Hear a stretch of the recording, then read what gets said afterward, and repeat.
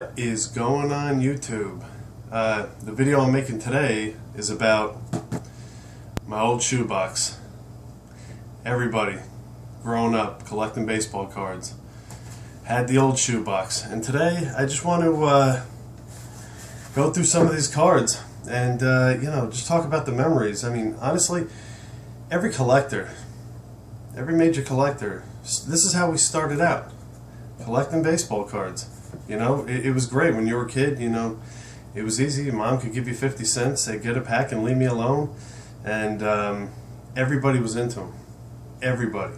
Even kids that knew nothing about baseball, never watched a game in their lives, had some baseball cards. It's just what you did.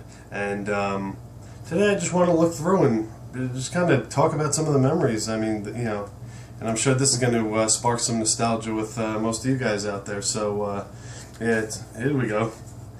1989 Topps, uncut 4-sheet. These were on the bottom of the retail boxes, the retail wax boxes.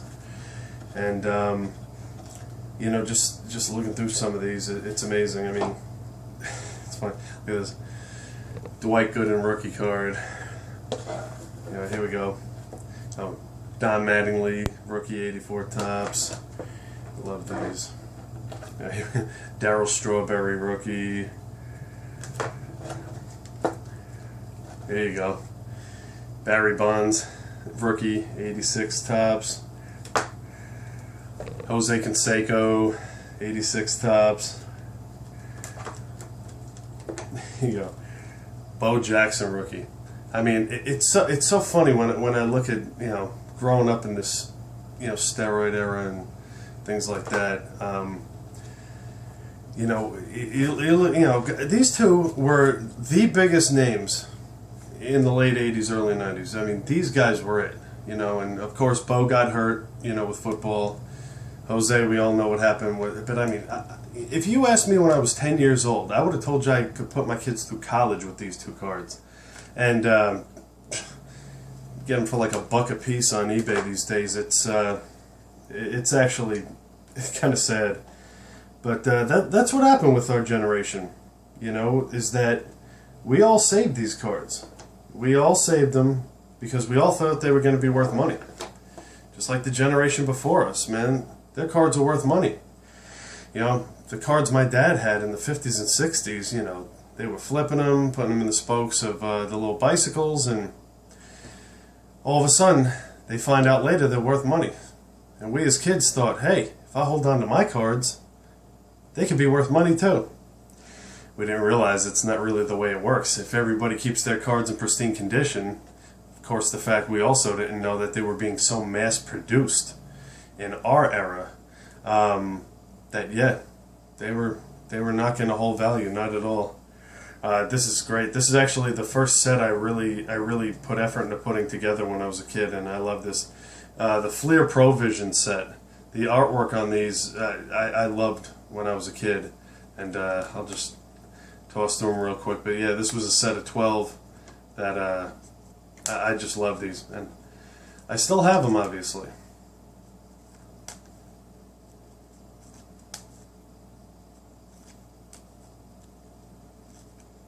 It's amazing how many of these guys you would have thought would have been first ballot Hall of Famers. And yeah, some of them just screwed up. It seemed like the name of the game back then. But it's great. Yeah, I mean, you just look at something, Mike Messina, first round draft pick. Tino Martinez, rookie. Mike Piazza, rookie. John Smoltz. I think I have a John Smoltz rookie in every company that was out back then. Here you go, Craig Biggio, fellow Long Islander. Here we go, like Barry Bonds, 87 Topps. Bo Jackson, future star. Ken Griffey Jr., Topps All-Star rookie. And it just goes on. It's great to just kind of browse through these old boxes. Mookie Wilson rookie card. Here we go. Chipper Jones, #1 draft pick. It brings back. I tell you what, I look at some of these cards. Here you go, Kirby Puckett rookie, Randy Johnson rookie. You know, I look at some of these cards and I swear I can remember exactly where I was being like 8 years old the first time I saw these cards. It's funny, you know. McGuire, 87 tops. Oh, here we go. Michael Jordan, 1991 Upper Deck. That's awesome. That's awesome. There we go, you know. Mariano Rivera rookie. Derek Jeter, 94. Here we go. Ken Griffey Jr., rated rookie.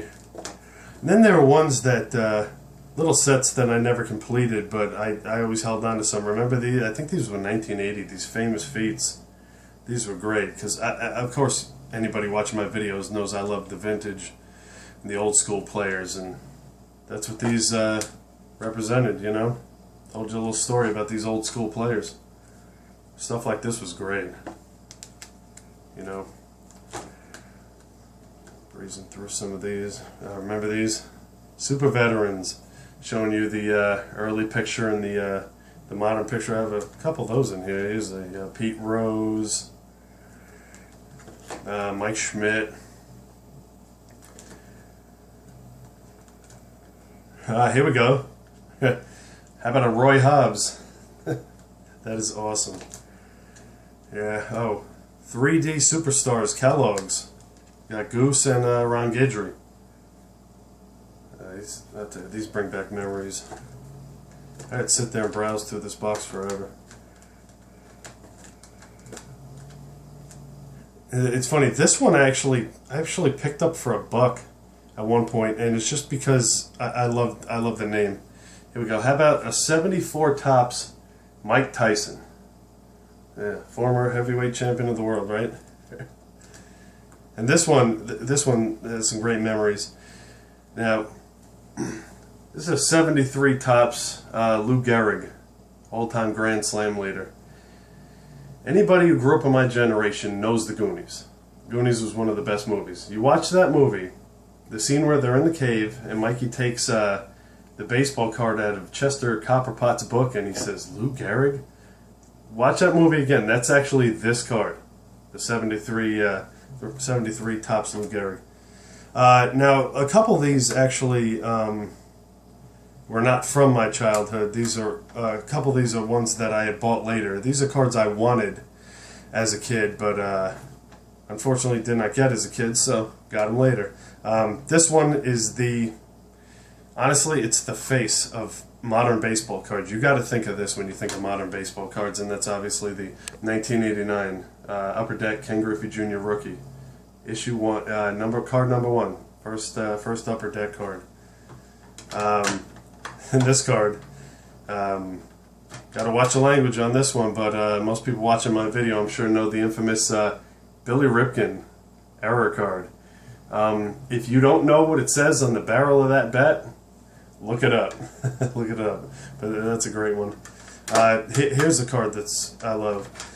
This is a 1981 Nashville Sounds Don Mattingly minor league card, graded PSA 8, and I love this card.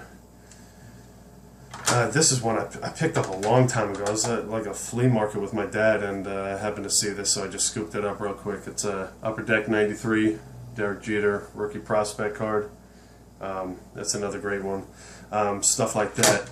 But yeah, you know, I'm obviously not going to go through everything with the comments and all that and bore everybody, but you know, this was the stuff that I grew up with, and you know, if you're around my age, you know, mid-30s, you know, early 40s, stuff like that, this is the stuff you grew up with too. I mean, these are some great memories, and I'm sure a lot of guys still have a shoebox or a binder, you know, or something like that that just, you know, brings back memories. You take it out of the closet once in a while, and you just skim through it. You know, I mean, like, you know, Chipper Jones, rookie over here, you know, Canseco All-Star rookie, Bernie Williams rookie, you know, Tom Glavine rookie, Joe Carter, you know, I mean, the list goes on. Eric Davis rookie, actually, I have a couple of those.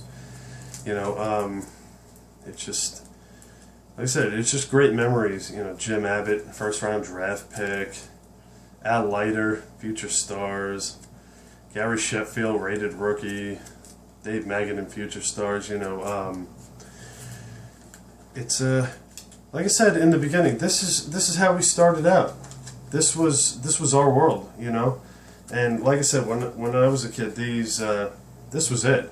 And honestly, I mean, I didn't grow up in the Stone Age, you know.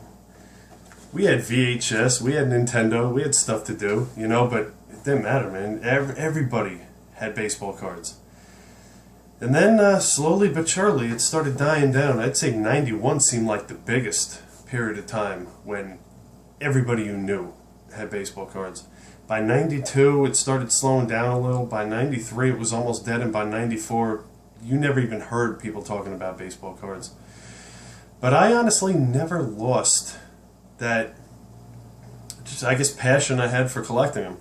I really never lost it, you know, even when nobody ever talked about them again. I just never lost it. And then as I got older and I kind of started to jump into collecting, it was bringing me back. It was bringing me back to my childhood. And even today, I'll go out and get one of those, you know, old retail wax boxes, you know, from the late 80s or early 90s or something. You know, you can pick those up for a fairly good price these days. And my friend Dave, he's actually, if you saw a couple videos back, he's the one who tattooed the Babe Ruth ball on the side of my leg. He'll come over with a bottle of liquor. We'll just start doing shots and opening up packs of baseball cards. Besides the drinking part, it really brings you back to your childhood, opening up those old packs and seeing those old cards and those names you haven't thought of in years. And it's just fun. So, well, that's some of the stuff in my old shoebox. Hope you enjoyed this video, and I hope after watching this, some of you guys reach into that closet and pull your old shoebox out, or your old binder, or whatever you got, and take a little trip down memory lane. Alright, that's it for me. You guys have a good one.